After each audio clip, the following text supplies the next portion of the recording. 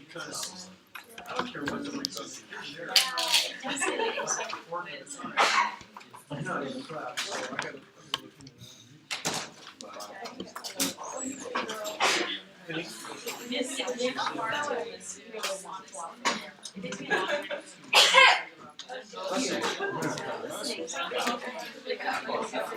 Good?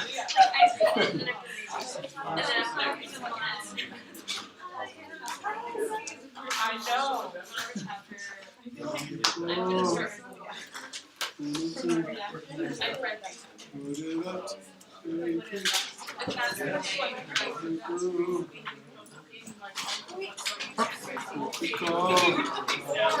Twenty-two.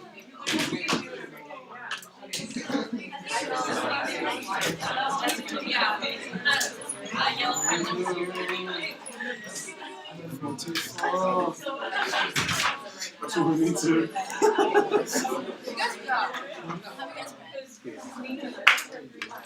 Dude. Hold it.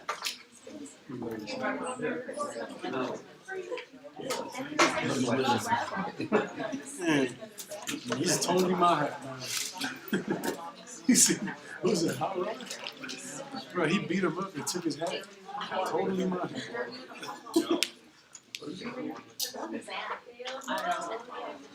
Why should you eat the carrot like that? Wait, Lydia, why do you eat the carrot like that?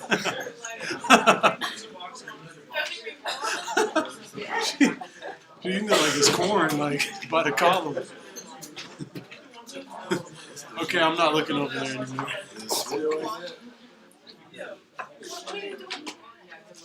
This isn't my hat. Yeah, but you wear it just that. Did you know that carrots have corns? Have what? That's what she said. Cords? You know they have cords? Cords or core? Core. Oh, yeah, it's harder, right? That's why they snap, right? Are you not supposed to eat the core? I've been eating the core since I was born.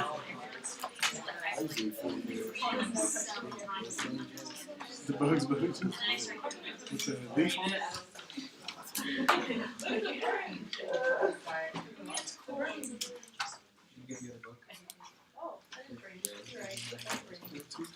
I have it. Yeah, we have 22.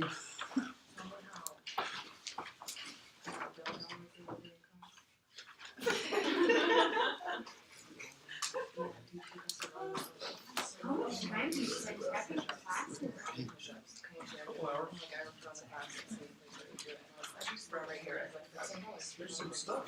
Yeah. I was like, Brett, I'll come right after. I think we're all a fan of all this. You're the only one. Very confusing. It's confusing? It was an elementary. So you got thin, but you don't got the book. That is way to hear. I'm trying to buy something when I'm here. You can't stick up in. Fruit, let me try that. Why not? Come on, man. Is it ball food? Cute. I hate ball food. I like fine tips.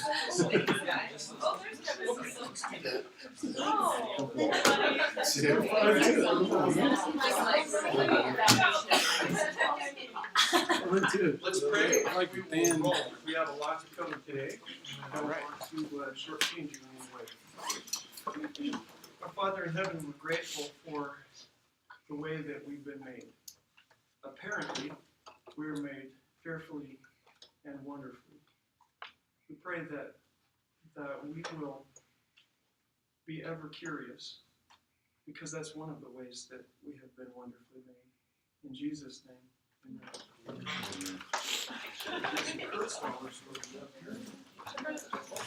Money, money, money.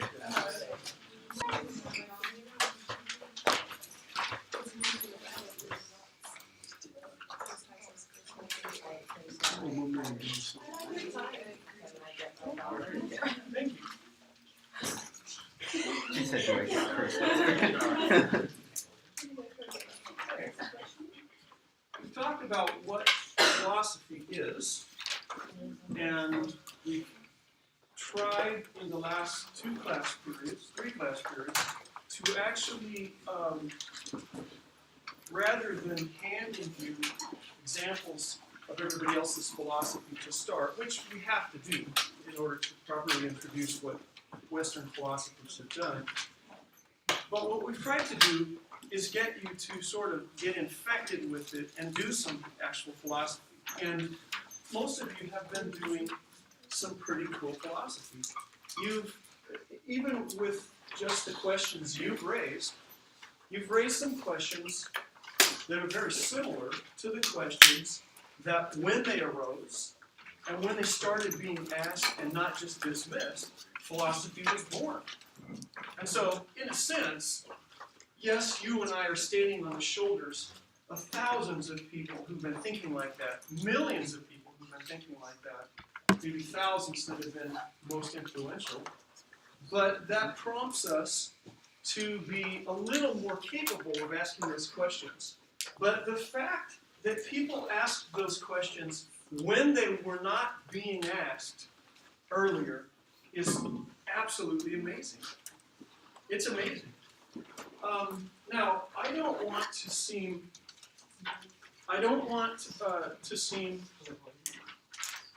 to be advocating that you and I become arrogant. On the contrary, I don't think that without tremendous humility that we're going to be capable of appreciating anything about philosophy. All we'll be doing is just dogmatics rather than any kind of philosophical thinking. Curiosity cannot happen without a measure of humility. What's curiosity? Yeah, something that killed the cat. Huh? They rescued the boat. But the cat came back the very next day. Right. Lyrics, dude, quote of lyrics. Like I don't know if any of you have ever seen the two finest movies ever made, Bill and Ted's Excellent Adventure. If you haven't seen it, you need to see it. Yes. Is it like a Sir. fascination with anything? Is there a fascination? No, with I'm it? saying that's what curiosity is. Is a fascination? Yeah. That's connected. That's connected. Well, humility, I guess it makes you humble because you're asking because you don't know. So that- You're asking because you don't know. Why would you ask? Why bother to ask? It's the will to learn. Yeah. The will to learn. Why have a will to learn? Now you see what I'm drawing. We're coming around this circle because I'm curious. Well, what's curious? It's a will to learn. To understand how things work. You want to understand how things work. Why? It's human nature. Hmm? Human nature. Oh, is it? Yeah, it sure seems to be.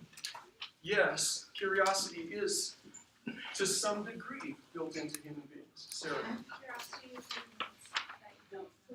It is involving admitting. You have to admit you don't know it. You can ask, you say, hey, what's that for? And someone says, don't you know? Yes, I know. I just want to find out if you know. No, just make. Isn't curiosity to the philosopher's mind dumb because you don't know anything, so why are you even asking? What's the point of By our- not knowing anything, you make way for maximum curiosity. Socrates went around Athens asking everything of everybody, even what they considered really asinine questions. So then, Yeah, they did. So is it then, after you answer, say I get the knowledge and I know, then is it like I am supposed to keep adding to it because I don't know? Still, I don't know. Yes, the strange thing is, that's a very good question. I'm glad you're curious about that. When you find something out that you didn't know, so you say, wow, there's something, it seems like I don't know about this thing, and so you investigate it and you actually find out something about it. Then you take what you have and you compare it to what you suspected before, or what the models are that are prevailing in your culture, and you go, wow, we're really off. And then it makes you more curious. It's like when you scratch an itch. It's like when you take dope. It's not like, okay, I got that out of my system. You know, when you go, whoa, what was that? gotta give you some more of that. And the more you get, the more you want, until it takes your life. Very similar to curiosity. Isn't it like, since you can't find things out though, you can't really say that you don't know anything, but wouldn't it be more like just because there's so much to know what you do know is insignificant, it doesn't really matter? Well, the more we know, partly, every time we find stuff out, we find out that the other stuff we thought we had figured out wasn't quite on. Every time. Even little tiny things that we get that seem to make great sense, we look at all the things that we thought we knew, and then you get to the point where, as a philosopher, you realize that we don't know anything. We want to keep finding out information, and we want to keep revising our theories, but it's just theories. It's just models. Our whole model of reality as a Western culture is just a model. And as we gather more data with telescopes and conversations and microscopes and gathering elephant crap from the floor of the plains, whatever it is, every bit of information we get is making the model, last time we revised the model, less and less useful to us. And eventually, in cycles, we have to abandon that model, take the information that was in that model that still hasn't been disproven, add the new information to it, and that becomes the new model. So the more we do that, the more we need to keep revising the model until finally, as a philosopher, you're going, I believe certain things, I have certain information that I think I have a certain way, but I know I don't know. Or you kind of answer it, but then is the Bible then foolish? You know what I mean? Like, The Bible isn't about knowledge. The Bible is about belief. There is a huge difference between knowing and believing. And believing is the higher function and takes more intelligence. Now, how can I prove that? Because it seems backwards, doesn't it?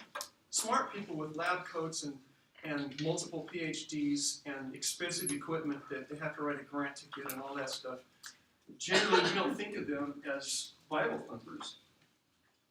We tend to think of people that are people of faith as, well, that's because they don't know science. Or what, but I believe that's backwards. Here's why. No, it's like this. You got folks, COM 105. I'm not as concerned about that right this minute. You've got folk that have a certain level of sophistication. I don't, again, just like I started, I don't want us to become arrogant, but we have to discuss some things maturely and realistically. Do you know some people that are really, really, inarguably not very intelligent? They're severely retarded. They can't brush their own teeth. I mean, there's really people with developmental disabilities, yes? I mean, way at the bottom end, there's people who have to be pointed in the direction of breakfast. And then they can't find their way unless you escort them, and sometimes they can't use a spoon. These are real human beings. They're in every community, and some of you, in a group this size, some of you have got siblings or cousins or somebody who's retarded. And it's a tragedy that it happens, but it's a fact. Now, so if you take, and there's all kinds of bigoted and unscientific things about the way we do IQ testing, and I know all about those difficulties. But that doesn't mean, since we found problems with the tests the way they've been written, that there's not profound differences between Einstein and somebody panhandling at Denny's. There's a profound difference. What is the difference? It's intelligence. Now, that doesn't make that person who's panhandling at the Denny's worth any more. In fact, Jesus said in his value system, they're actually to be treated with more deference than the brilliant and successful.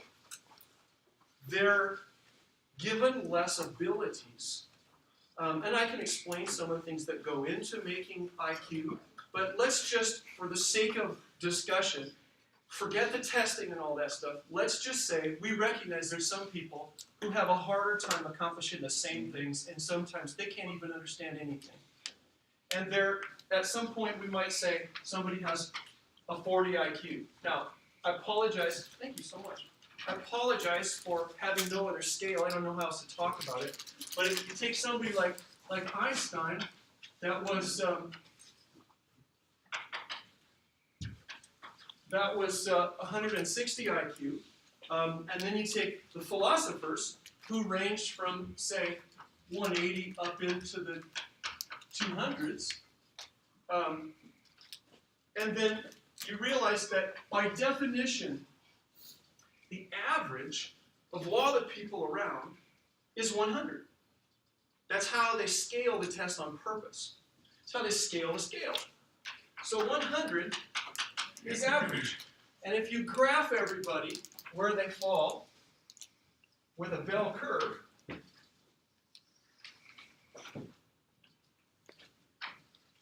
it should be looking the same on each side. You get,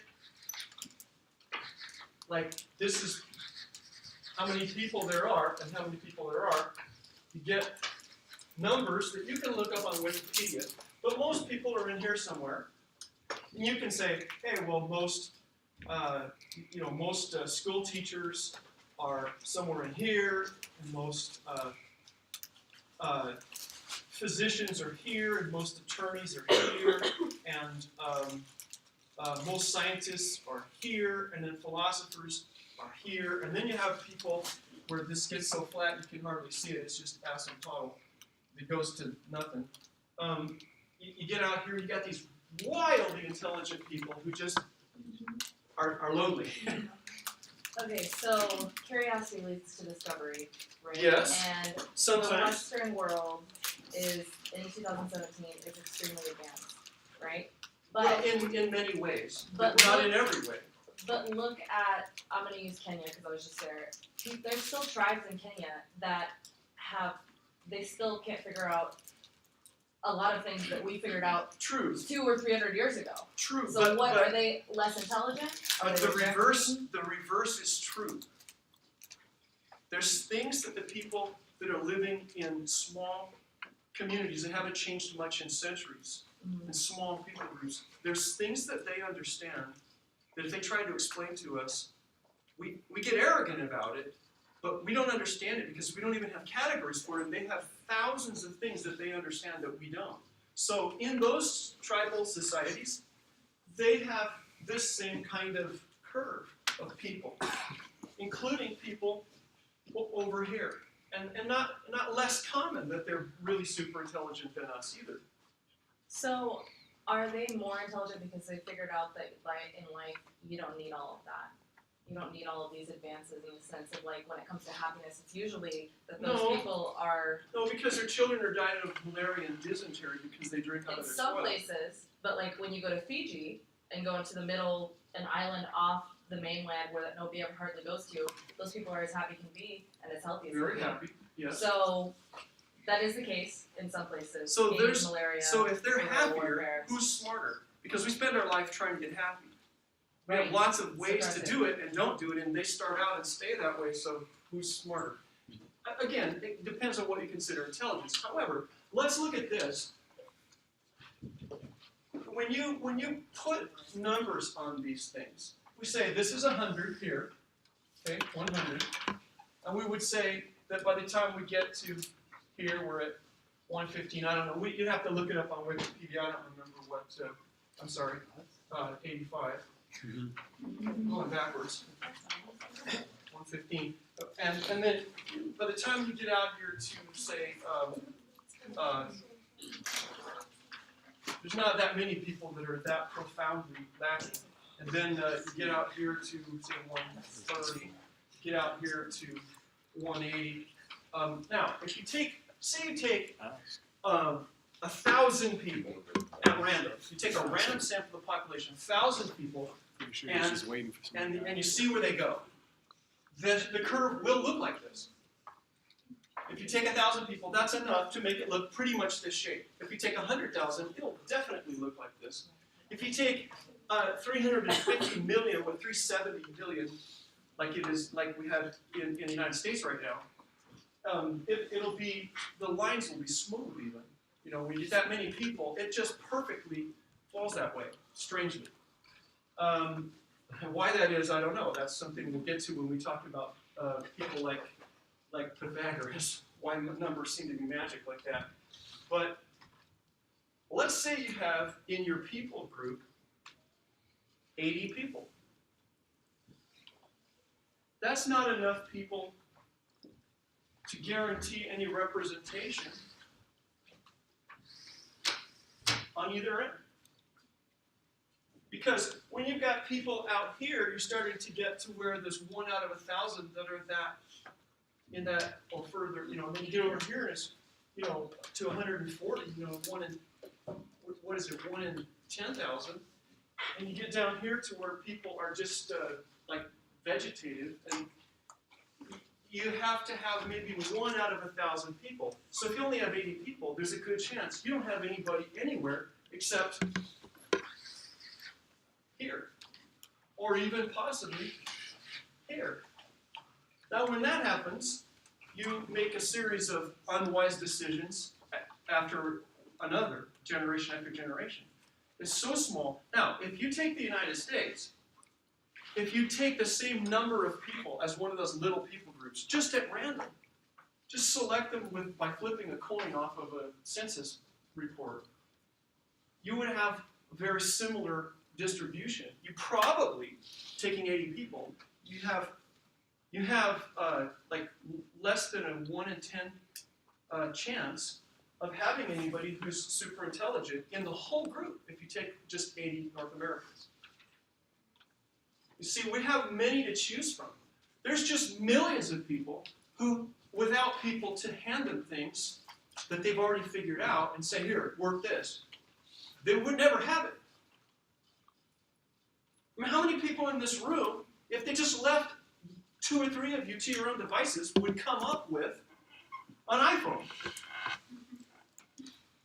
I wouldn't. I'm not that intelligent to come up with something like that. That took thousands of people to refine the idea. And it took a 1 in a billion kind of person to have the idea in the first place. When you have people groups that only have 80 people or 200 people or 40 people or 30 people, and that's the group, the chances of having a Steve Jobs or a Ben Franklin, they're just not there. Does that help to make sense? It doesn't mean like inferior stock because they're from Kenya, you know, their DNA is crap. It's not like that at all. People are people for the most part. Now, if there's regions of the world that if you take just those people and you plot them, they're higher or lower than others, that may be statistically, but that doesn't have anything to do with an individual. When you find somebody who could be green in color and from outer Zamboni, doesn't matter where they're from, that has 170 IQ, they have 170 IQ. Statistics have nothing ever to do with an individual, ever, ever. And that's the big statistical fallacy. They think that if you come from a people group that has like 20% less chance of having some rocket scientist in it, or whatever, then you're somehow 20% less intelligent than everyone from that. That's just not true. You are what you are. Every single individual is what they are. This reminds me of how people generalize millennials. Absolutely, absolutely. Are there some generalities when we talk about groups? Yes, there are. That's why prejudices are as damnable as they are, is that they're about 80% of the time pretty doggone accurate. It's the 20% that's the bummer. And there's no people group. There's no group of either the age, for generation, or for color, or for where you come from in the world. There's no group that lacks some general characteristics that the majority of those type of people have. There's no group. Same thing is true with redheads. If I wasn't shaving my head, you could tell that I have that mutation. And there's actually even some things that are true about redhead people's temperaments. And also, my daughter pumps gas for a living. She's in anesthesia. And she will tell you right now that if somebody is a ginger, she has to adjust anesthesia. Period. It can take half again as much of the same substance to bring about the same change in their level of consciousness. It's just a fact. And pain meds, like local pain meds, you think you've deadened it, or the dentist thinks they've deadened it, and you're there fully enjoying the whole experience. Right? So that's not true for every redhead, but it's true for most redheads, enough that you have to generalize. Is it true that African Americans, especially African American males, especially tall African American males, have more of a tendency to have high blood pressure? It darn sure is. So that means, even though an individual might have, all their life, 130/70, and never even have to think about the salt shaker, it's worth at least checking to see if you have characteristics that the probability, but if you don't, you don't. And not everybody does. Isn't that also just related to being tall in general? Well, tall is hard for people's heart, Yeah. but there's certain health maladies because of certain genetic profiles that are more likely to occur in certain lineages. There's several diseases that are very much more common among Ashkenazi Jews, for instance. There's people who have a lot of royalty from England and France, like Western European royalty, are more likely to have hemophilia because of all the inbreeding. They didn't want to breed with commoners, so they became all a bunch of inbred Jeds. And so they have all these difficulties with their genes. That's not the only problem that people that come from royalty in European society have. So in any event, let's think about this just a little bit. Realize, is there anybody here that has never seen a person who's quite retarded? Never seen a person who's actually retarded. Never actually never seen anybody retarded. Even on TV, even in the movie. If it's in the movie that you saw it, or on a TV program, or read about it in a book, and they were just, and you think, well, that's probably not true. There's probably not people like that. There definitely are. When I was growing up, there was a girl in our block who was retarded. She could get some of her needs taken care of, but she didn't have good sense. And you knew talking to her that she was off, and she talked to herself and that sort of thing. She also had seizures frequently, and we would see her on the sidewalk having a seizure sometimes. She's about 4 or 5 years younger than me. And so I remember trying to grapple with how it would maybe feel to have that cognitive ability. When I was a kid, 8, 9 years old, I remember thinking, what would it be like to be this little girl?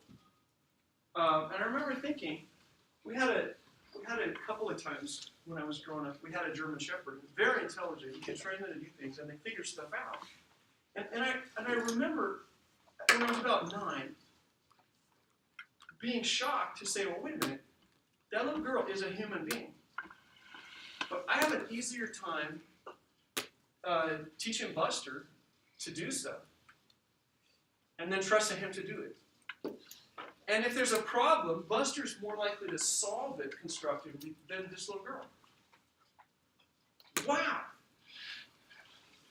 I mean, that's harsh, but it's a fact. And this was somebody who could dress herself.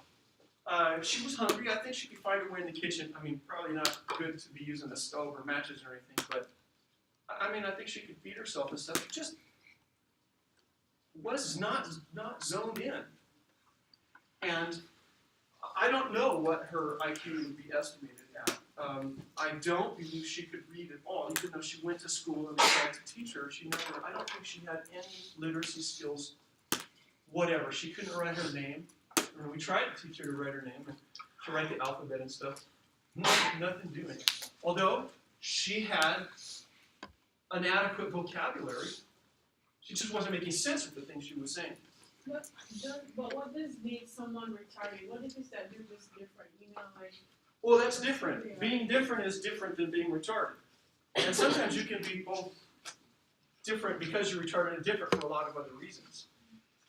But let's just say, for sake of discussion, that we're talking to somebody whose IQ would arguably measure about 60. Okay? About 60. But let's say that that person is with two of their friends.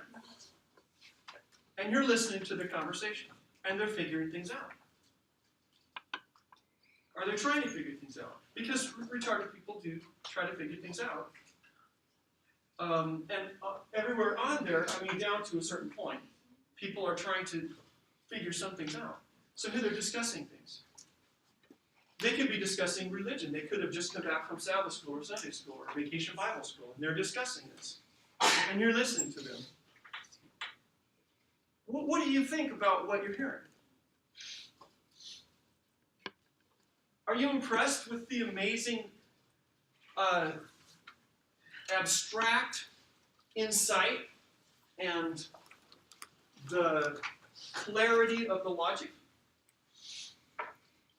Or are you listening to them going, ooh, I kind of feel sorry for them because that doesn't even make sense? You ever heard people talk and they're not making any sense? And then you say, oh man, I would try to explain that, but I'm not sure I could. Have you had that experience? Some of you may be a special ed teacher. One may be a special ed teacher someday. I know you'll be dealing, my wife is not a special ed teacher. He was my wife's student teacher at the middle school in St. Helena. My wife is not a special ed teacher, but a couple of times she's been the mentor teacher for brand new teachers that are in the special ed program. And so she's in the classroom. She doesn't have the skill set. They do, but even though she's an experienced teacher, she really doesn't know special ed like those people do. They specifically trained for it, and a lot of times they've been drawn to it because they grew up with a sibling who was having special needs like that, and it made them have a special empathy or something. So let's just say, for sake of discussion, because you're at college, the average in here is not 100, because college, the fact that we're here, that already sorts out. People at college don't average 100. If you got below 100, you're having a darn hard time here at college, and you're going to have a harder time as it goes along. And you're getting a lot of help. But let's just say, just for discussion, let's just say each of us here, coincidentally, all have 115 IQ. Just for discussion, let's just say we have 115. And we were listening to somebody with a 60 IQ talking and trying to make sense of things, and it doesn't make any sense at all. What's the difference in our IQ? What is that? What does that come to? Does that come to about 55? Yeah. Yes?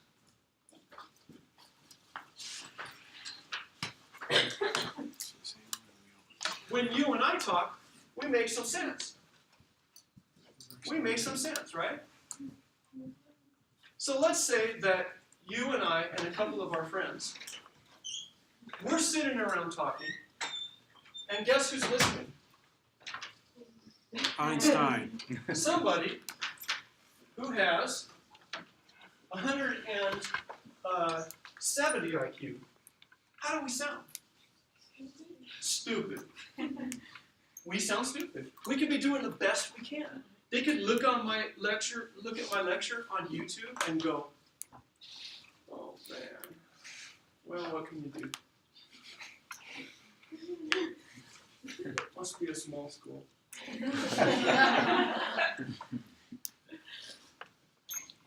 I've met people who were darn near those IQ points, who have got 100 patents. That's not super impressive though. Patents are pretty easy to get, if you know how to do it. Well, one of the people I met was the person who invented the ability for machines to read. That's a hard patent. The patent process. You know scanning, when you Yeah. put stuff in a scanner? Yeah. He's glad that you know about that. I met him. He's got a big boy IQ. Big boy. So if he listens to me grappling and trying to understand, how do I Big see IQ. if I have 150?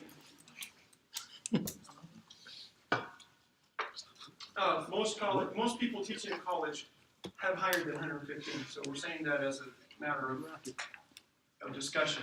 And again, it is true that those figures are very arguable. They're not as reliable as people would like to think. But just for sake of discussion, that there's people who are very much more intelligent than most people. Any brilliance that we come up with, even if we are right now the most important, intelligent person with the highest IQ on Earth, and we're working out new equations for cosmology, we're one birth in Panama or Korea or Ethiopia away from being the village idiot in that person's eyes. So I was gonna go back to the mental disabilities conversation. In my opinion, and my stepbrother and sister both have mental disabilities. So I was not incorrect in saying probably out of a group this size, there's people who have siblings that are, Right. yes. So dealing with them, it's not. I think that's. I mean, even dealing with someone super intelligent, it's not a measure of looking down on anybody or doing anything No. like that. I think that it's a. True. I mean, that's a personal thing on how you True. look at something, but I think that it's the human experience because you don't want to handicap yourself, so you make yourself so that you're relatable to someone else. So, like for me, I'm relating myself to them, so I talk at whatever level that they're at, right? Sure. And I experience. Or we I try to. Right, or I try to experience the same things that they would. You're talking at that level, but you're not processing at that level. Right, but my point is that don't we all have something that may handicap us? I mean, think of someone that is extremely intelligent, like say Elon Musk, right? Maybe he can't grasp how to have a solid relationship. So then that's his handicap. Exactly. So does that make him that much more That's- intelligent if he that's- doesn't actually have happiness in a relationship with others because he can't do it? That's similar to the discussion about groups that have less technology than other groups. Yeah. There's kinds of intelligence, but there's also a kind of intelligence that's just general intelligence, that's just horsepower. So common sense. Well, no, there is no common sense. That's a myth. That's just a way of reflecting the fact that you're just acting out of your culture and your emotions at the moment. So common sense. That's how people acted before philosophy as a rule, and they thought it was authoritative. And most people today won't really do much philosophy at a very contributing level. They'll just reason out of what they call common sense. So what? That's basically it's dependent on that individual what they think should Yeah, happen in that You case can't rely or on reaction. common sense to keep you from being a murderous bigot. Right. Common sense leads the common people to lynch people. Mm. It's dangerous and it's bigoted. So since this is a universal scale, how do you come at that number? How do you get to that number? Which number? Whatever number we end up at, if you take an IQ test. Oh, how do they work? Right, and is there a certain age? He's curious. Is there a certain age, like, It was made for children. oh, okay. Originally, it was made for children. Originally, it was made to try to find a way to tailor the needs in the school systems for appropriately educating people at where they are, so you know how to fit things better. And we've got all kinds of ways we do that now. You know, when they do the STAR testing, or they do Iowa Basics, or they do whatever it is they call new the something 9 or whatever. They've got these all these tests. In essence, what they're trying to do is find out where people are. If there's no way to find out where they are, there's no way to make decisions about how to try to do stuff to help them to get someplace else, because it's not individualized. It's sort of an assembly line, a factory model in the schools. And this grew out of the schools in the United States. So isn't that the problem with humans? Is that we keep trying to compartmentalize people and put them into certain labels and under certain. So Well, you put, it like, is a for problem. example, everyone that is retarded, so say someone has Down syndrome, or someone has dyslexia, are they all, that's all a mental disability, right? So Well, we put them all in one box even though the we dyslexic would have person is used to just functioning. throw them in a box and call them like mentally retarded or educationally retarded or educationally mentally retarded or something. Retarded is like And an now actual we thing. parse those out and we You get can more be retarded. precise about it. But in terms of whether that's the problem with humans, that we do that, well, first of all, humans aren't the only ones that do it. And second, we wouldn't be able to survive if we didn't do it. We have to make certain generalizations. If you see a great big man with a knife and no pants down at the plaza running, It came out of How did we nowhere. get You're gonna have What? you're What gonna did I have miss? to make some assumptions about that for your safety and for the Sure. community's safety. But that person might have been working on something with that knife and become victimized and somebody took his pants.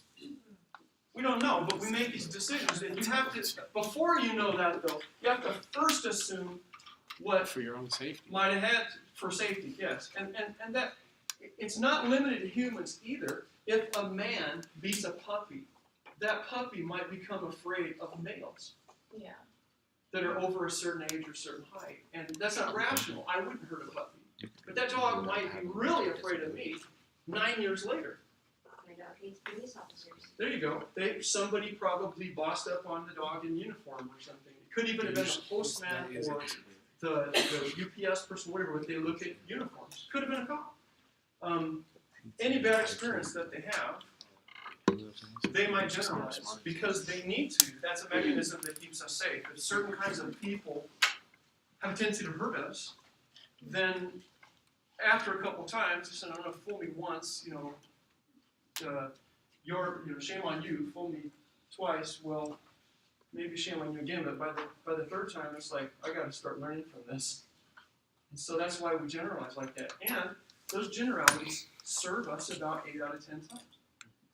I get it, but also can't it, again, handicap someone by telling them, hey, you can only go this far? That handicaps us all. Interesting. Most of us have been told that. In When I one way came or to another. PUC, I looked a certain way because I was relatively poor, and I didn't have any clothes, that were decent. I got out of the Dorcas barrel the clothes, and I didn't have any. My culture from my family was pretty chaotic, and my language was coarse, and it was obvious that I was like white trash. And so had people tell me straight up all through my undergraduate time here at PUC that I should be more realistic than to think I had enough smarts to be a pastor. And then right to the interviews. In the interviews when I was a senior, a 5th year senior, in front of my wife, one of the conferences said, you gotta have some smarts to be a pastor.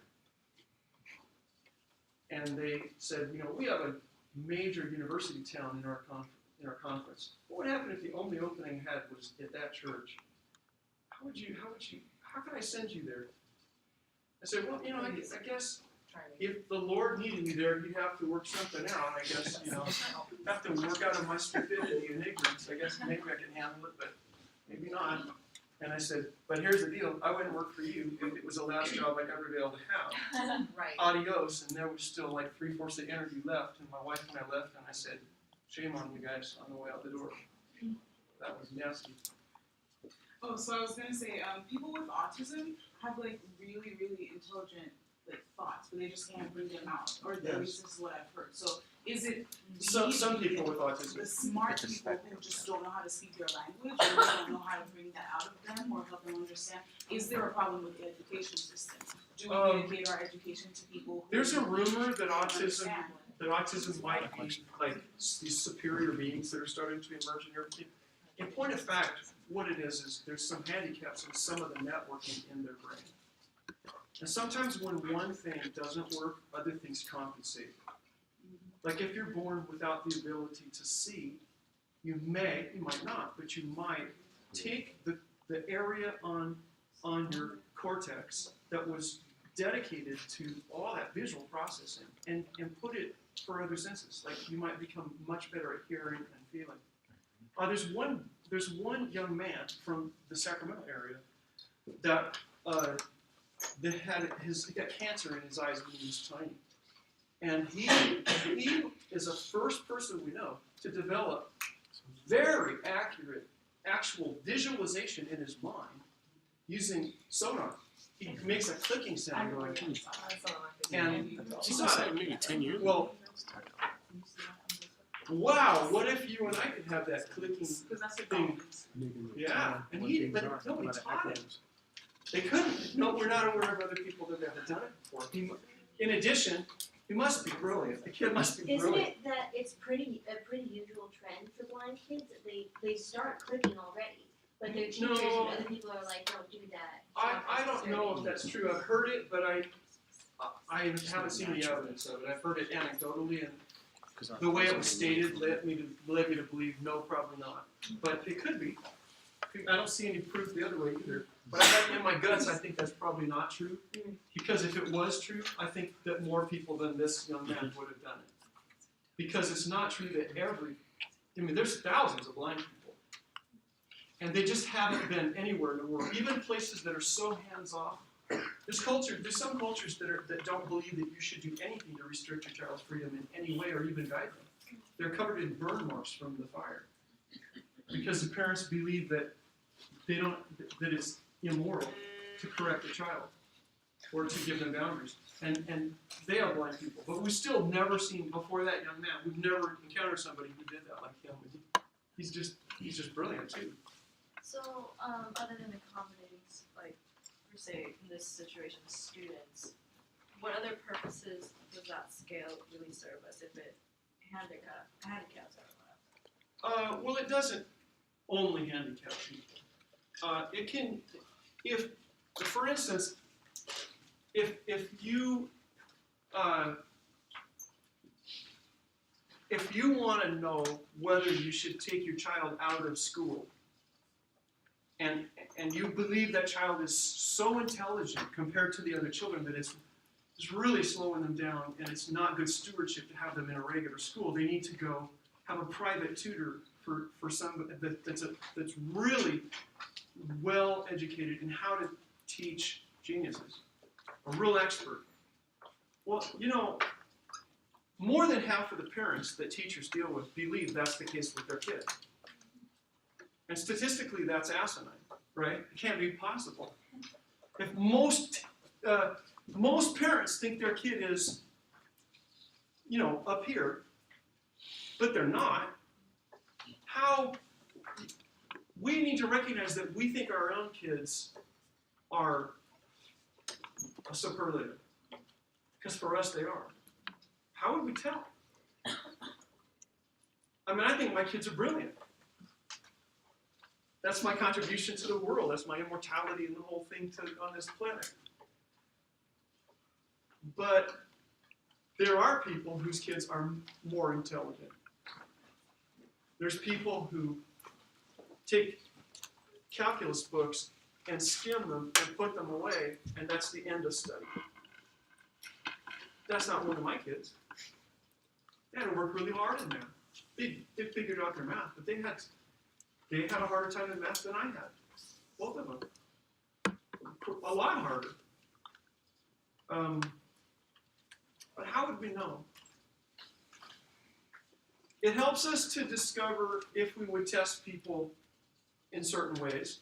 It also helps us to go, ooh, wait a minute, did you see that score? Do that again. If somebody's off the chart like that, then we can be good stewards of the people who have the ability to figure things out better than the rest of the people in our culture. And then we can give them the opportunities to develop, and they're capable of helping us solve problems that we wouldn't be able to solve otherwise. They're sort of a gift to the species, and if we don't identify them, we're hurting ourselves. And it's not responsible. So I'm just echoing what they were reasoning. That's the kind of rationale that they were using when they came up with it. And it does work to some extent like that. If a person says, I belong to Mensa, okay, well, it's not really the best stewardship for them to be a bar bouncer. Although at one point, the most intelligent man in America was spending his career as a bouncer at a nightclub. You can look him up on YouTube. He's retired from that bit. And now he's got a farm, I think in Missouri, and he, in the evenings, is trying to work out a whole new model for mathematics and cosmology. Really interesting guy. It's interesting to hear these people who have like possibly over 200 IQs, which is just an extrapolation because the scale doesn't really go that high, to hear what those people have a tendency to say about God and things like that. Really fascinating. Especially that guy's take on it. Oh yeah. Yeah, they're all meaningful. They all matter. So in terms of whether it makes sense, even if we're doing some really big people thinking, you know, and we're becoming these budding philosophers, we really ought to realize that no matter who we are, somebody else could listen to the best we can say and go, oh man, I kind of have some pity for us. And we should never forget that. And even if one of you happened to be, you know, arguably a 215 or something, and you're like, what's her name? Her last name is, interestingly, is Savant. Just happens to be her last name. Was it Marilyn Voss Savant? She married the guy, Howard Jarvik, that invented the first workable artificial heart, the Jarvik 7 artificial heart that Barney Clark had put in his chest. This woman, she's still alive. Her background is in, like, she was an English major and she's a writer. She writes for a newspaper and that sort of thing. But at one point, she actually holds the Guinness Book of World Records for the highest IQ in human history. There's probably some people that have come along that we discovered that are more intelligent, but they stopped having the category.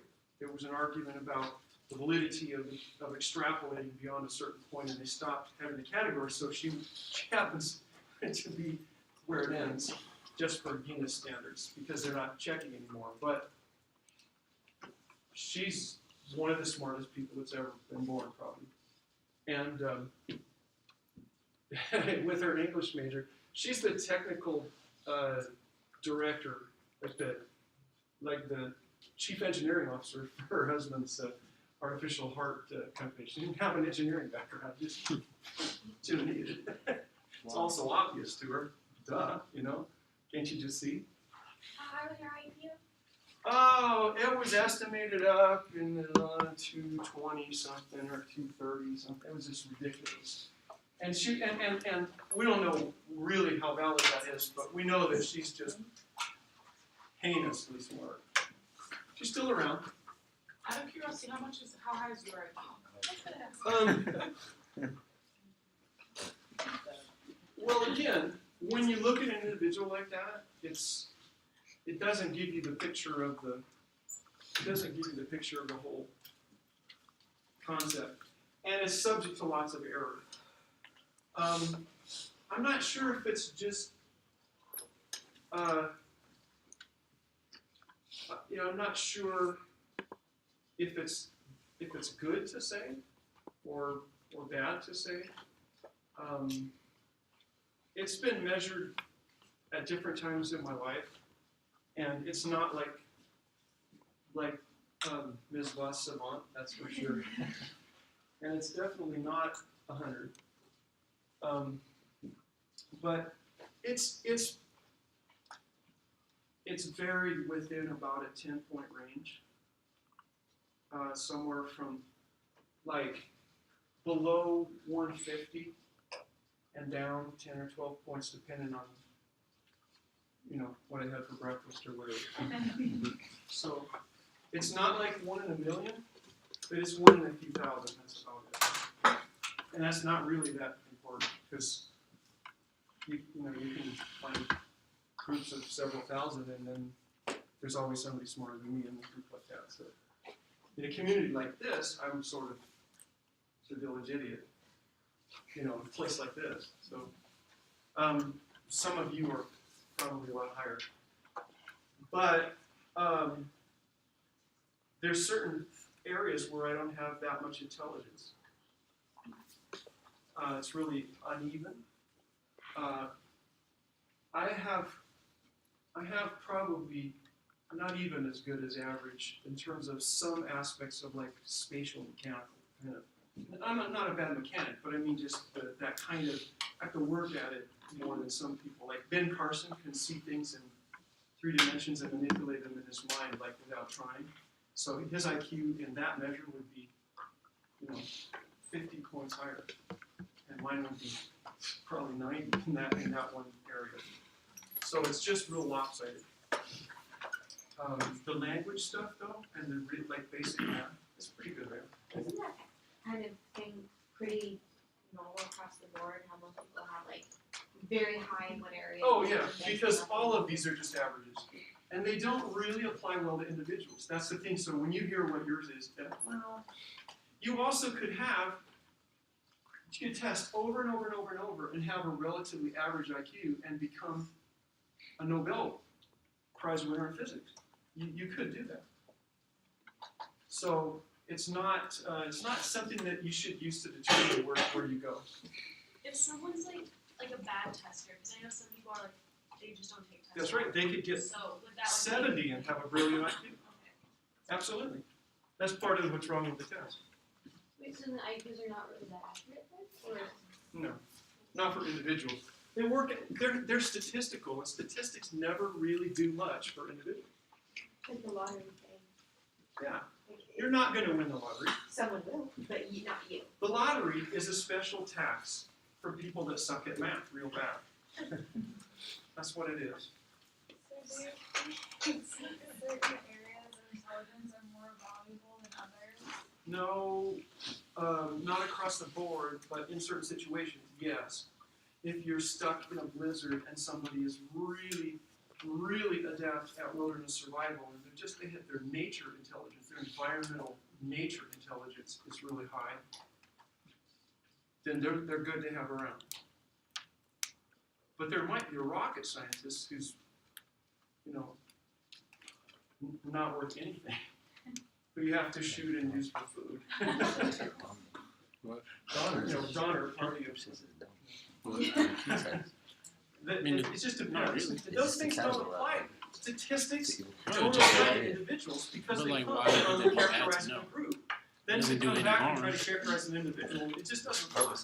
So that when And we it's do also find people the that are fact like that my intelligent, dad has we four get sisters, perspective they're and all we get smarter than him. iPhones and we But get none to go of to the them mall. went past a Yale. Help people. He went on to become a doctor because he worked Sure. and that's would working hard be a level of intelligence? or is it Yes. just To gauge someone's intelligence. Determination and effort that and you everything can help mean them in more that. than your inheritance to The a same way point. you If you have take a like a 40 placement test IQ, you in can't high even school. do that. Exactly. Same thing. IQ tests aren't even accurate. But if they found Why out do that you people were a so genius, highly wouldn't you want to know? Because we have a problem with the statistical fallacy. Because now this is a real paradox. What I'm going to say is a real paradox. That circle I just drew, all the folks inside of here really can't get what statistics are. Ultimately, they don't get it. Yes, they can work real hard and become statisticians. But as a generality, at a certain point of sophistication, the notion of how statistics does anything and what statistics even are with a law of large numbers is something that is a tool that smart people use.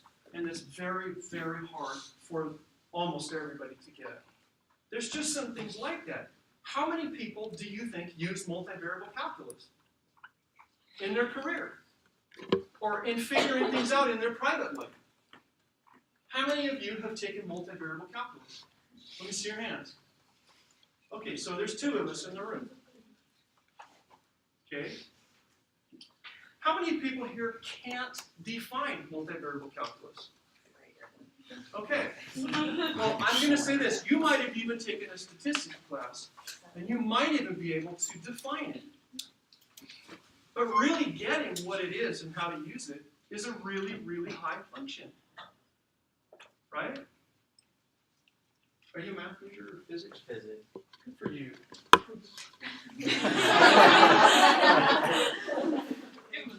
Physics major. Thank you, Lord. Yes. But you know what? He might be a physics major. He might get his PhD in physics. But I could start naming some branches of mathematics that he couldn't define, even after that. Isn't it also affected age?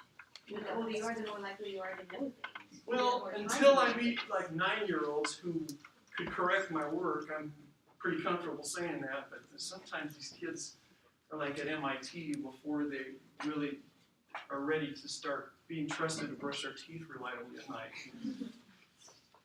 How are there like those kids in the world that are just like so intelligent? I don't know. Statistics. You know what you're doing right now? You're doing philosophy. My younger cousin, she's like this, but that's because both her parents are smart, but also they dedicated all their time, effort into crafting her mind. And she is probably she's in 3rd grade, but she is probably at an 8th grade level. Totally lacking in social skills. Did you ever see the movie Parenthood with Steve Martin?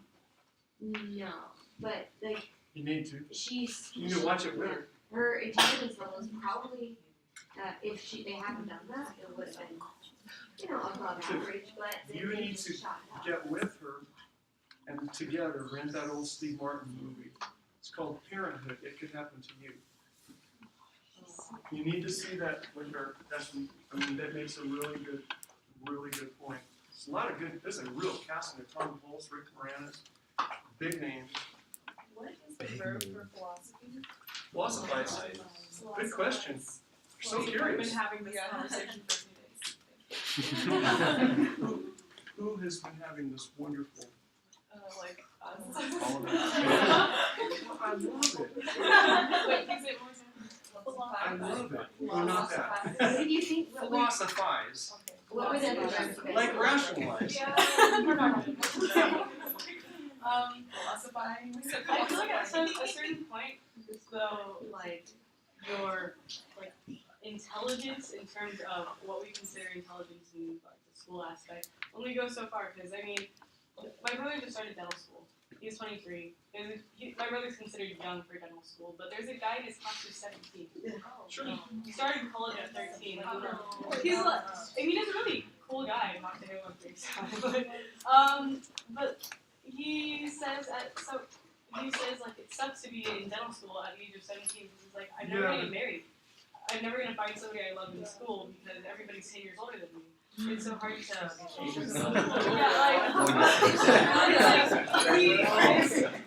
Well, I started PUC when I was 16. Why? What? And I started dating my wife when I was 13, and she was 17. So it can be done. Say that. Tell the story about how you met her. Tell the story. So we got married. Nah, she told me about it, bro. Straight up clear cut stuff back in the day. So blow the bubbles. Exactly, man. That's what I'm Blow the saying. bubbles. Don't save them. We want bubbles in the room. I want people that are committed to remember bubbles. I want you to think Soap of bubbles. in It's this all just soap classroom. bubbles I want anyway. you to associate. What'd you say? I said it's all soap bubbles It's anyway. all soap bubbles, and I don't want anybody to forget. Soap bubbles, soap bubbles. It's all soap bubbles. It was too good. It's all soap bubbles anyway. Soap bubbles. It's all soap bubbles. And play with some of the soap bubbles. Look at man, it's See fun, how real and then they it are. ends. But then you always See have how more. real they are because they're just like everything around us. So, when It Sam doesn't work like that. her brother's friend that was really smart Meaningless. and Everything was bringing about that type Whole of conversation. thing. I had a friend who was intelligent as well. He started school. Listen, guys. Mhm. Listen, we want to hear what. Talk a little bit louder, okay? Sorry. He started trying to make his own math equation when we were in 8th grade. Yes. And I've grown up with this kid, but like, he's so smart, but he's also so social. So how do Maybe he's an omnibus genius. Maybe Maybe he's good at everything. Oh, okay. Who says that? Well, I assume he was 13 in 8th grade, or Yeah, 12 to 14, somewhere in there. Who says that you're supposed to be a certain way at 8th grade? People mature at different rates. Some parents start their kids in kindergarten at 6, so that their kid will be ahead of everybody. Are you supposed to? Yeah, 6 is normal, 8 is normal. No, 5 is normal. 5 is normal. 5 or turning 5 in the first part of the year. Kindergarten. 6 for first grade in the United States. It's been that way for 60 years. So is it all relative based on what classes that you're taking? Because like, if I'm taking multivariable calculus, then I would know what it is. But I'm not, just because I'm not interested in that. Like, that just because I don't know how to solve it doesn't make me less intelligent. That's true. That's true. But math is one of those things where there's some things in common with going to the weight room and doing math. You can have been in the weight room more than anyone else. And someone who's never lifted weights before, who's just a horse, comes in there and puts twice as much on the bar and gets down on the bench and does reps. And then you're like, I don't even know what I'm doing here. Well, you could say that about everything. I could say like Yeah. power theory. Yes. Anything that's theory. Oh, to actually make theory is a very, very high function. Most people will never be able to make theory. That's beyond just doing multivariable calculus. That's what philosophers do, is make theories. And the scientists who are also philosophers, it's huge. And what you're saying is absolutely true, but it only goes so far, because there are some people who intuit multivariable calculus in the lower grades, which is just really scary. Ooh. I'm sorry. Okay, so I was gonna ask you, when we're talking about the whole curiosity thing, like how does a philosopher feel fulfilled? Or how are they satisfied if they can never find the answer to the questions they're asking? It's in the search, not actually reaching a conclusion. You find your own answer. Are they just never satisfied? Do they die a sad life? Thinking that they're stupid or what? You find your own answer. It's like eating. It's like eating. You get hungry, and then you eat some, but you get hungry again real soon. Those are so full of glycerin. So what They're cool. are those kinds of more like ingredients in the comic? You guys are supposed to buy them. Look, man. No, I didn't buy this with Kurt's dollars. Okay, wait, so we use Kurt's bucks to buy them, so I got my eye on that brain. I know. No, I'm You just just gonna gotta do disrespect something him to sell like my brain. I'll rent it. Did you ever know? Was it you? Sorry. Oh, you already know it's me, right? That's all right. My question was, sorry, I got really distracted by that brain. What was my question? Take it back.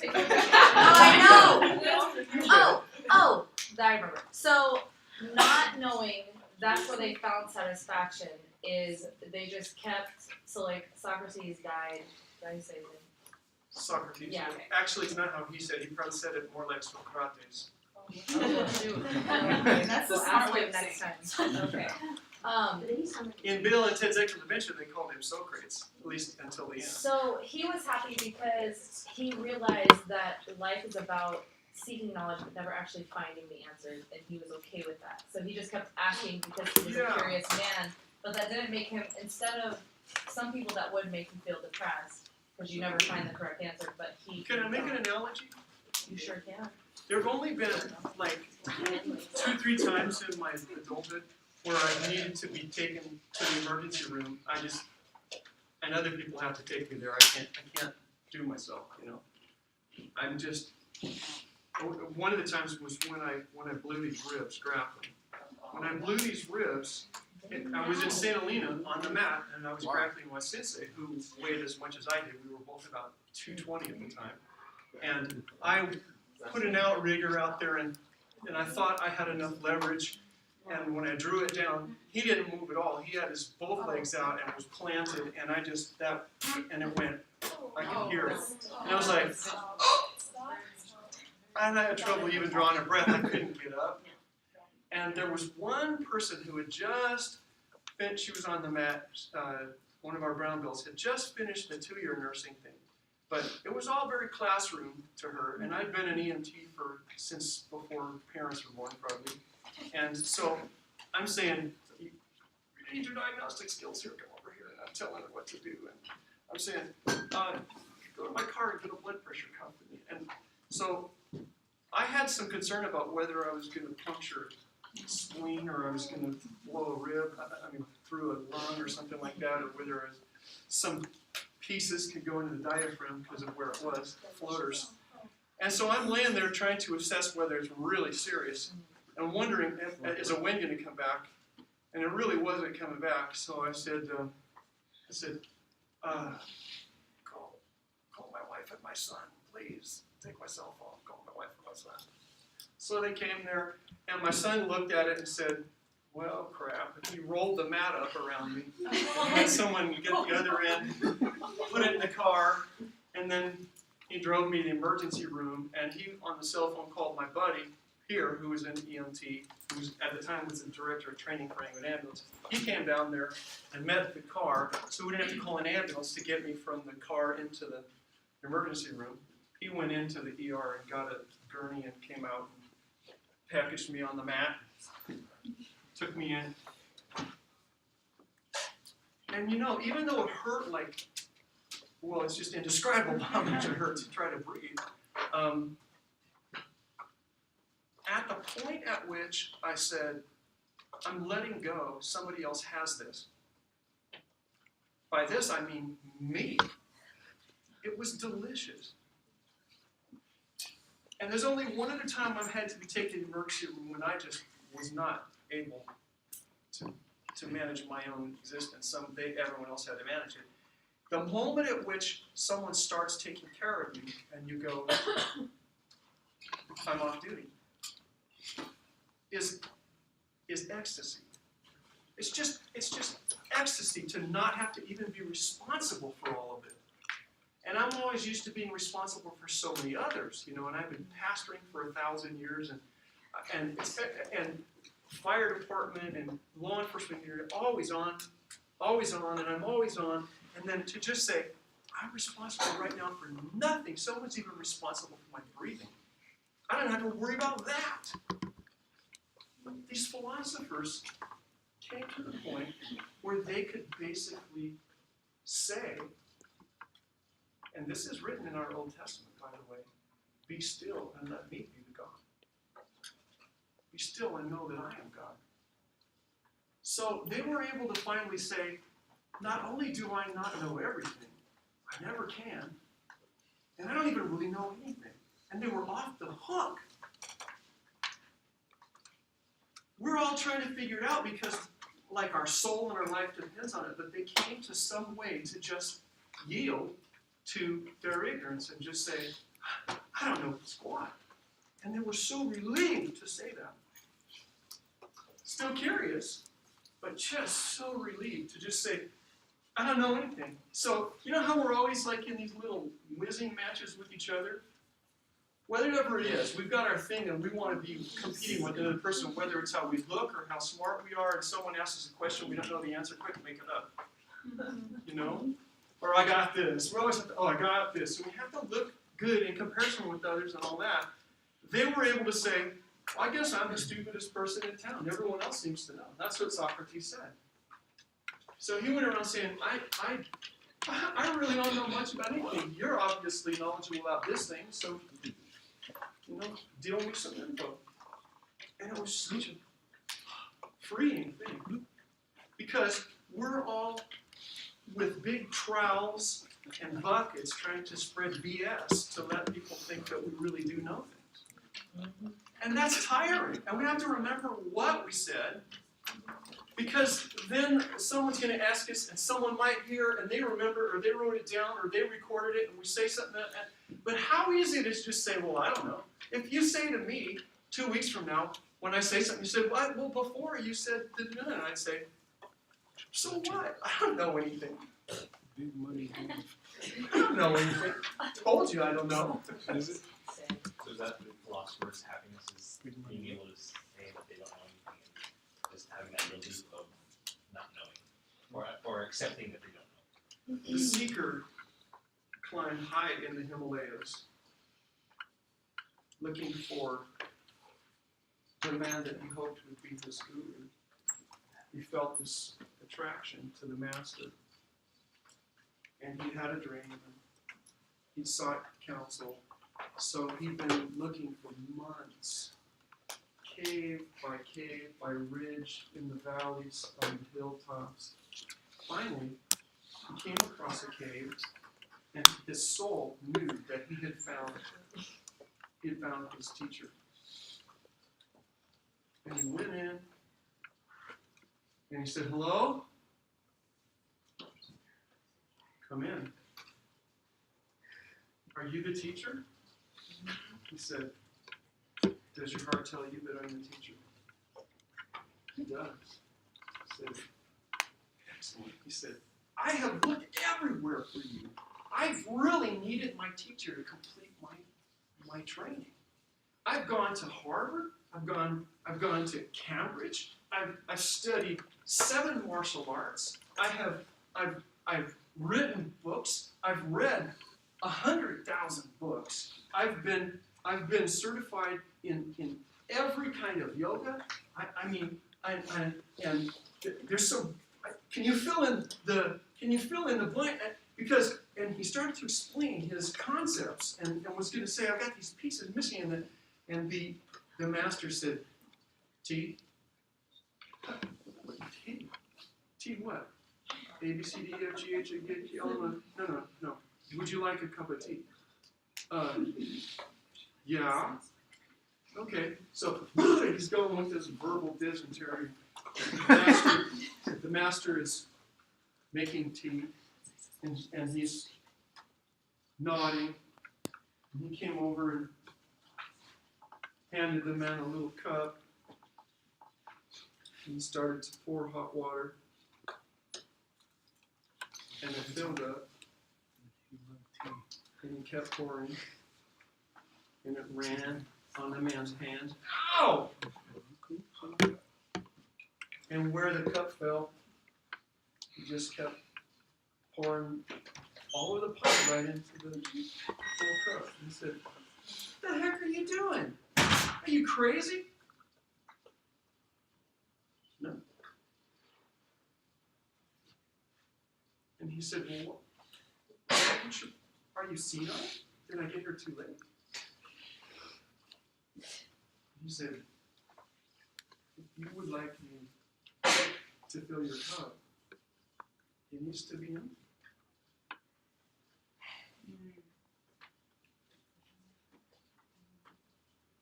So when we know nothing, and we can finally realize it really, we get it.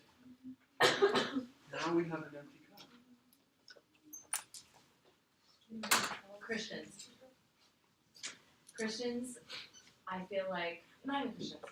Let me, so my Not grandparents, even Christians. not even Christians, my grandma has told me for like the last 10 years, every once in a while, she would always throw me off with this statement of, you know what, I'm ready to go whenever I'm ready to go.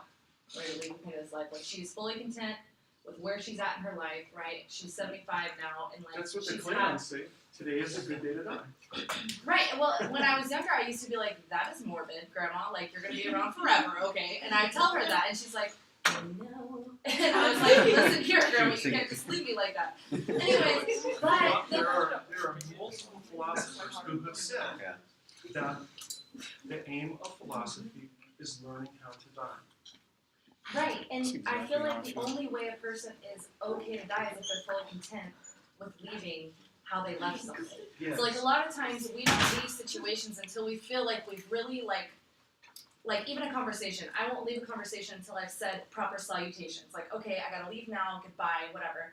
And then I'll feel content with leaving. I feel like I did my best in that. But I mean that's with anything in life. You get that full contentment.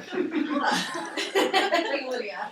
I feel like It's all simple. it's usually older people that finally find that contentment. But sometimes younger folks, myself, I feel like I experienced that when I was a student missionary, cliche as that is. But at that moment, had something happen. In fact, I experienced 2 cyclones while I was out there. And I knew that if something happened in that moment, I was like, you know what, God, I'm ready to go. But what if I didn't have God? Would I have found that full contentment? So I'm wondering, People found it with God. because that was where, for me, that's what God did for me. It was my faith that I had in Him that brought me complete contentment. See, when you ask me what would people do if they don't have God, whenever you're talking about God, I want to know which God.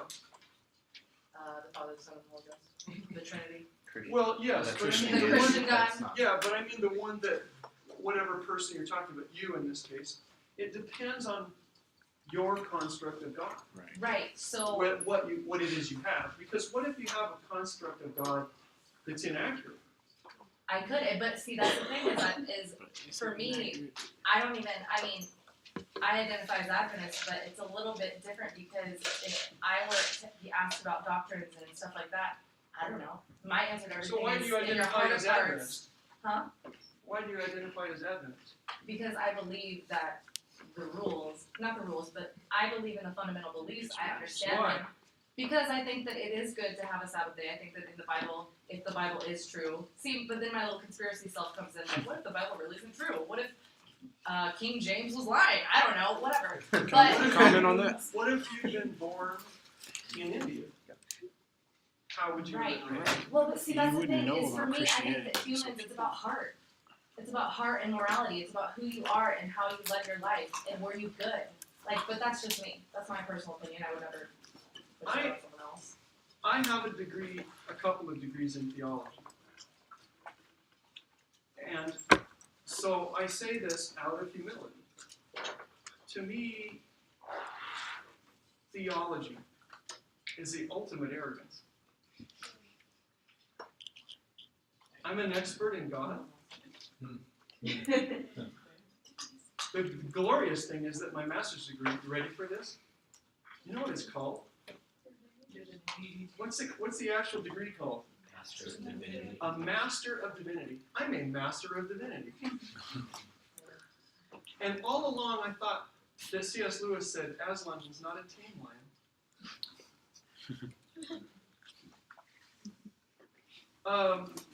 But it makes a very good point. God has been well domesticated.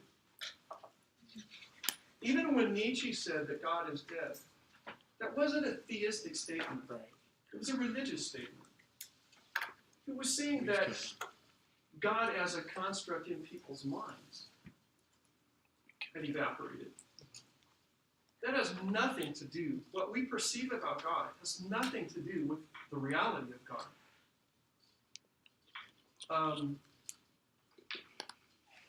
The existence of God, and before this class is over, I'll try to deal some technical logic tools to you, and we'll take on some of the ontological arguments for God's existence. We'll look at Anselm's we'll look at 3 kinds of statements of Anselm's ontological argument proving God's existence. And it's pretty slick. We'll look at like Aquinas' watchmaker and first cause and things like that. I'm really convinced that God is a reality with more reality, at a different plane of reality than anything that we can manipulate. But I'm really convinced that whatever it is, no matter how much guidance or anything, doesn't fit even into into the framework of my knowledge or my ability to process information. It can. I'm going to show you some ways that we know that it can. So you asked her why she believes what she believes, so can you answer those questions for yourself and your beliefs? I can keep answering them. I mean, keep asking is probably a better way to put it. I can keep asking myself that. Always changing. Sometimes the issue with philosophy is not to come up with the answer. It's to keep asking. So you're saying if you're sure that God is realistic, why are you sure about that? What is your reasoning behind that? Oh, many things. Many things. I can say, for one thing, that I don't actually accept the feeble rationalization that people who are motivatedly atheist offer sloppily for the violation of the second law of thermodynamics. It's ridiculous. Entropy. It's asinine. Things do not order themselves into DNA after explosions. That's a crock. I don't care how many fancy little true believer atheist religious rationalizations you come up with to make an exceptional thing for the second law of thermodynamics. When you let things scatter all over the place, they don't arrange themselves into something as brilliant as DNA. That's a crock. What proof do you have to prove that? Question. How would it? This is on entropy though. How would it? That's my question. So the burden of proof is on somebody who says that there's some special contract. All I'm saying is, whoa, when I look at this thing, this came from somewhere. That's all. It's that simple. And I'm good with it. And I'm still asking about it at different levels all the time. So is entropy like when it explodes, it's saying like all that energy usually leads to more disorder and not order? Absolutely. And we see order. In order to get things orderly, like, is there anybody here who right now your room isn't ready for your grandma? Or for somebody you'd like to date so they don't know that you're actually swine? Yes, I am. If that's the case, why don't you just set off an M80 and see if it fixes itself? No, you're going to need to put in some work to organize things according to a system. So when you organize things, the work you put in is proportionate to energy. It takes energy for that work. And it turns out that the reduction in entropy is related to the energy that's put into the system. But you can't just put energy into a system and expect that it'll reduce entropy. It has to be energy with some sort of organizing principle. Do you want to add anything to that, or does that sound about right to you? Okay. Yes, Paul. Is there an argument on the other side to say that we're a product of disorder rather Yes. than? Yes. So how does that clash with the idea that? How's that clash? How does it clash with entropy if entropy says that disorder doesn't lead to, or the release of all that energy would lead to I disorder? would simply say, so DNA, or base pair coding, is disorderly? I would say to them, I guess we better define our terms, because you and I have a different idea of order. It's so intentional that, and the people are trying so hard. I mean, if they would actually use Occam's razor, which we're going to come to, it's in your book, if they would actually use Occam's razor, which ironically is what scientism always hauls out. I don't think we need to use Occam's razor, but when a person says that it's part of their argument, then they're stuck with it throughout their argument, right? Right. If I'm saying, well, I'm not sure I accept Occam's razor, I don't have to, but I can hold them to it. Occam's razor says, and you'll come to this in your reading, in your book with Achilles and the tortoise on the cover there. It's because it's one of the chapters. Occam's razor says that when we're looking at explanations that are competing with one another to be selected for the one we're going to go on, or how something came to be or works or whatever, we take the one with The least simple variables. or the most simple? Yeah, Okay. the simplest one. Yeah. Parsimony is another term for it. And man, you are working so hard then to just say, you know what, someone did this, but we don't have that information. Right. But if you're not willing to be still and let somebody else be the God, and you want to be the smartest there is, and you're still carrying that burden, then you're really going to fight to explain, there is not someone smarter that made this. Right. And have my accident. The fact that I can't understand it yet means nothing. But do you think that there's some merit to like what Neil deGrasse Tyson says when he says like God is ever receding pocket of our scientific discoveries? So the more we find out about science, the further God pushes away. That's what he believes. Yes, when we're using the term God in a religious sense and not really a theological sense. Okay. The same God Nietzsche was talking about, the God that only lives in our, because it's my, basically here's what God is to nearly everybody who believes in God. Ready? It's the comic book superhero version of themselves with superpowers. Right. That coincidentally, praise God, happens to hate the same people that I do. Happens to have the same notion of what's good music that I have. Happens to look a lot like my culture, which is an amazing coincidence. That's what it is for most people. That's what God is a superhero version of themselves. Special powers with all of their values. And probably anatomy. So more like a being instead of like a force. Right. Like an actual being. Like us, like a person. That's what we visualize. See, when we say, and I'm going to say, I believe in a personal God. Yeah. I do. I don't believe God is just a force that moves through nature like the Force in Star Wars. I don't believe that. I do believe God is a person. However, person is a really serious term. Right. And I don't even believe that I am a person in the sense that the common notion of person would suggest. Our common sense notion of the person, we're gonna tear that apart before this class ends too. That's on the list. We're going to eviscerate that and put it away in separate places, and you're gonna have trouble figuring out what person means afterwards.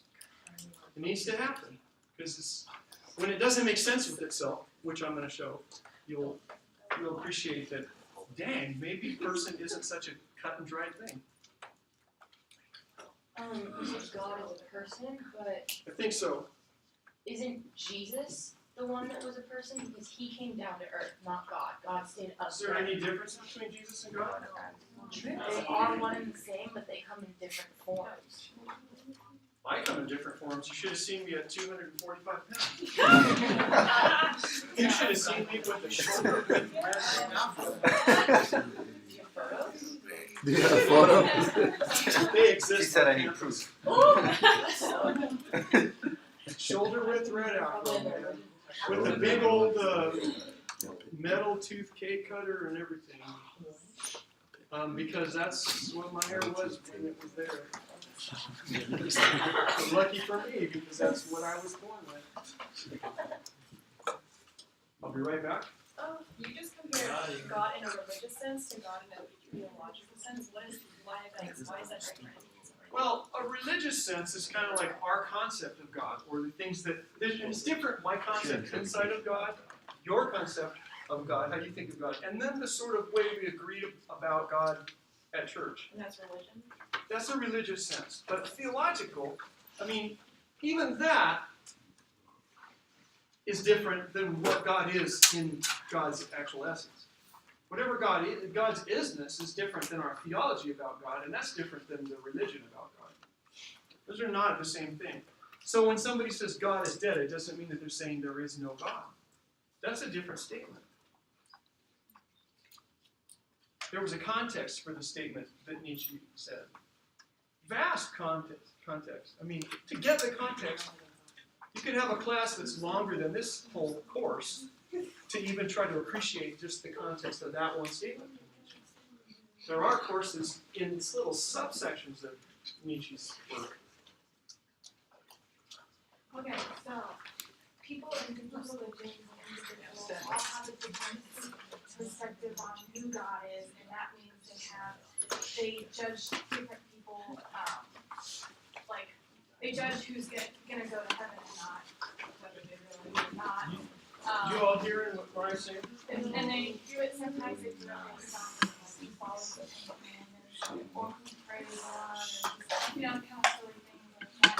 Or who makes the right sacrifices, or who manages their karma correctly. Yes, and I was just wondering, what is your perspective on salvation and who's saved versus who's not? Oh, and who's saved and who's not? John 3:16. Food for thought. What if religion, the Bible, all of it was made up because for some chance we all arrived to Earth, right? Developed humans, and we were barbaric, right? So then someone thought, let me bring some morality to this, something that makes people think about the actions that they take. Boom, the Bible. That's what you're doing. Well, I think some people say that. What? Mr. Renenzo? You had your hand up? Well, an analogy that I found kind of interesting, I don't know where I heard it, is that imagine God like kind of like an infinite forest with lots of different types of trees and stuff like that, right? And every religion or every choose to focus on a particular tree in a giant forest. So in a way, it's everybody's, I'm not sure, but it's kind of like God is so infinite and vast, and your perception of it, like your religion, you're just a portion of it. So it's not that different religions are right or wrong, it's kind of everybody looks at God in a different perspective, if you will. Is that, in a different Can I add on to you? Yeah, so when people say and ask, Interestingly, there's not that much difference between the way they look at it. They use different